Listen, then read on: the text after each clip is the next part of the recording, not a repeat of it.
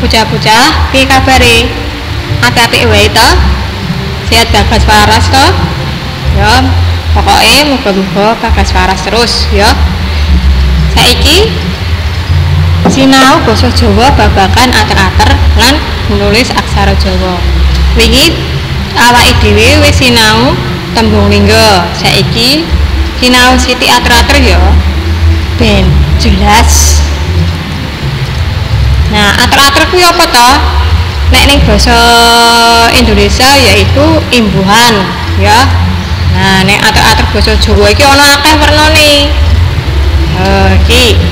Iki ana penjelasane, ana tegese iki. Ater-ater yaiku wuwuhan kang dumunung ana sangareping lingga, ya. Wujuding ana 18 werna, ya. Iki ana macem-macem. Warna-warna iki. Yuk lanjut, saiki dhewe mlebu ning ater-ater Trikurusa, ya. Ater-ater Trikurusa iki apa ya? Ater-ater kang wujudake sesulih kurusa. Cacahe ana 3, yaiku dak, kodi. Nah, iki ing ngisor iki ana tuladhane dak. Dak iku tuladhane dak tuku. Tegese aku sing tuku. Ya ater-ater ko tuku, ya. Tegese kowe sing tuku. Ater-ater di tuladhane dituku. Tegese dheweke sing tuku. Ki ater-ater hanuswara dhewe lanjut ki ya. Ater-ater hanuswara iku jeneng liyane swara irung ya, hanuswara iku. Tegese swara irung. Lumrahe ateges olah tingkah utawa nindakake pagawean. Cacahe ana 4. Ya, ana 4 iki. Lumrahe meratelake tembung tanduk aktif. Nah, tulodo ambubur dadi bubur, tegese isih gawe bubur, ya, gawe bubur kan kuwi nindakake pagawean gawe bubur. Amaca dadi maca, ya, nindakake pagawean maca buku, maca koran, ya. Terus tuladha salanjute ana ndangir lan njupuk.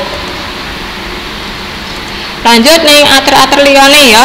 Ater-ater liyane iki cacahe ana 11. Lha kuwi iso didelok saiki dhewe mlebu ater-ater ko, ya. Ater-ater ko karo ater-ater di, ya, padha. Contone tuladhane ya. Katulis padha karo ditulis.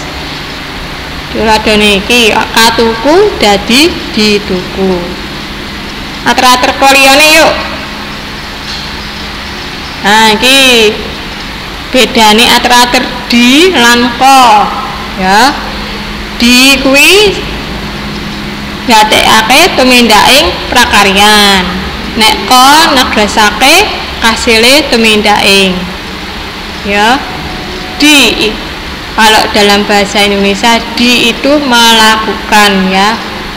Kalau ko itu menjelaskan hasil dari melakukan suatu pekerjaan, ya. Iki bedane di karo ko. Nah, iki nek dijelaske ning basa Indonesia kuwi mau ya. Saiki ater-ater ko, ya, nek dipanambangi, ya, dipanambangi iki tegese iki diakhiri nek ning basa Indonesia, ya, ditambahi akhiran i, ya. Katulisan padha ditulisi, kajalukan padha dijaluki, ya. Kang ngelakake tembung aran, karep, karsa, kapinteran, kabupaten, kakasih, ora maujud utawa abstrak. Nah, iki iso apa ko sing dipanambangi iki iso ning tuladha iki. Nah, ya, karep, karsa, kapinteran, ya, dipinteri, kapinteran dipinteri. Ya.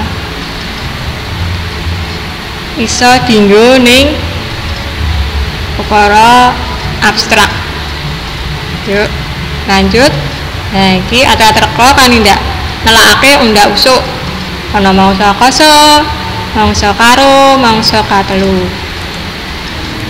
Nah, ater-ater wingi dhewe awake dhewe sinau tembung lingga, goleki tembung lingga. Saiki rada mulang sithik ya.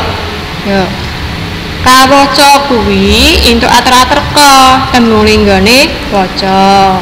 Nek tembung maca entuk ater-ater am ya, tembung linggane waca. Dadi maca ya. Nah, saiki awake dhewe nulis aksara Jawa. Sinau yo, sinau wis.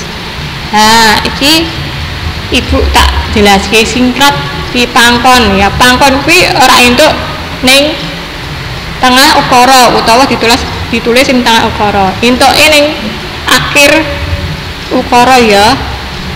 Tuladane iki. Dalan ya. N ukara huruf N ki ya. Ora entuk dhewean mergo iki kan manu aksara mati ya, makanya butuh pangkon ya.